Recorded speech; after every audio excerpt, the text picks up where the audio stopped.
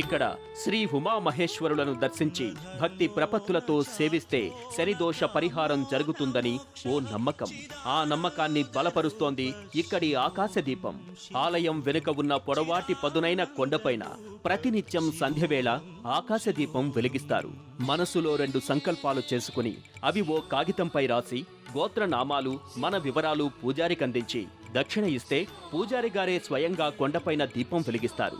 మనం రాసిచ్చిన సంకల్పాన్ని చదివి దీపారాధన చేసి మనకు తెలుపుతారు. శనిదోషరహిత క్షేత్రంలో ఈ విధంగా శివుడికి ఆకాశ దీపారాధన చేస్తే మనోవాంఛలు నెరవేరుతాయని పురాణ ప్రతీతి. ఆకాశ దీపం వెలిగించడానికి భక్తులు కొండను అధిరోహించడం కష్టమైనందున భక్తుల తరపున అర్చకులే కొండపైన దీపారాధన చేస్తారు. యాగంటి క్షేత్రానికి సమీపంలో నవాబు మహల్ అని ప్రాచీన భవనం కలదు. ఈ భవనంలో చలనచిత్రాలు చిత్రీకరించడంతో యాగంటి సందర్శకులను విశేషంగా ఆకర్షిస్తోంది. ప్రస్తుతం ఈ భవనం అరుంధతి భవనంగా ప్రసిద్ధి పొందుతూ నిత్యం సందర్శకులతో కోలాహలంగా ఉంటుంది. ప్రకృతి ఒడిలో సహజసిద్ధంగా ఆకృతి దాల్చిన గుహలు, అలనాటి అపురూప కట్టడాలు, ఔషధ విలువలు గల పుష్కరిణి వెరసి ఈ యాగంటి పర్యాటక కేంద్రంగా, పావన శైవక్షేత్రంగా పేరు పొందుతుంది. ఆది దంపతులైన శ్రీ ఉమామహేశ్వర్ల దివ్య ఆశీస్సులు మనందరికీ ఉండాలని మనసారా వేడుకుందాం. పరమశివుడి లీలా రసాంబుదిలో ఓలలాడుదాం. ఓం నమః శివాయ.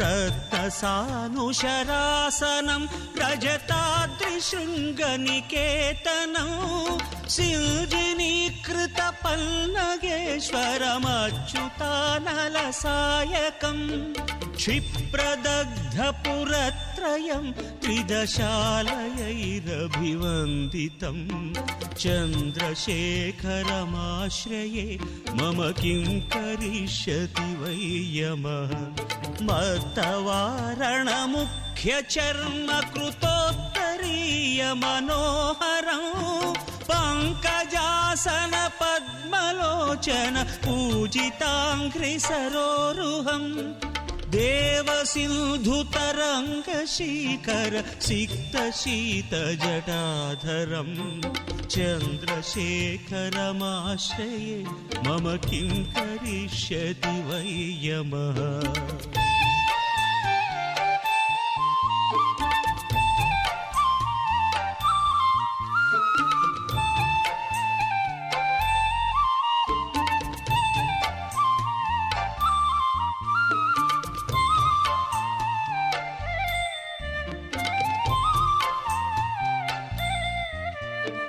కుండలీకృతకుండలేశ్వర కుండలం వృషవాహనం నారదాదిమునీశ్వర స్తుత వైభవం భవనాశనం అంధకాంతకమాశ్రితామరపాదపం మదనాంతకం చంద్రశేఖరమాశ్రయే మమ కిం కరిష్యతి వై యమః. అమ్మా, అలాంటి వాళ్ళది నిజమైన ప్రేమ కాదు, అది వ్యామోహం. ఎగ్జాక్ట్లీ చిన్నత్త, నిజంగా ప్రేమించుకున్న వాళ్ళు అలా చేయరు. ఎంత మనసు విరిగిపోతే కన్న కూతుర్ని పట్టుకొని మా దృష్టిలో చచ్చిపోయా ఉంటుందా తల్లి? అది సరే అమ్మా, తన కూతురుతో తన మాట అనేటప్పుడు ఆమె మాటల్లో వ్యథ, కళ్ళల్లో బాధ గమనించావమ్మా? పెద్దబాబుకు బర్త్డే విషెస్ చెప్పు కూడా వెళ్ళాం కదా.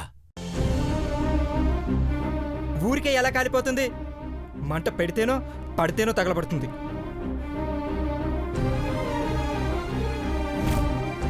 కరెక్ట్ చిన్నబాబు, నీకొచ్చినట్టే నాకు డౌట్ వచ్చింది.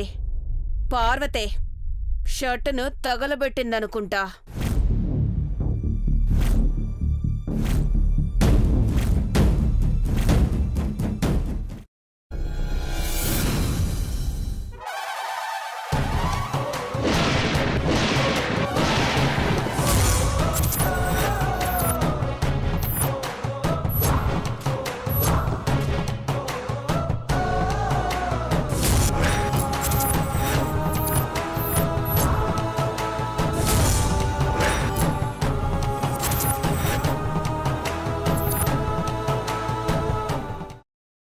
తర్వాత పొట్టు తీసేసి చాప్ చేసి పక్కన పెట్టుకోవాలి.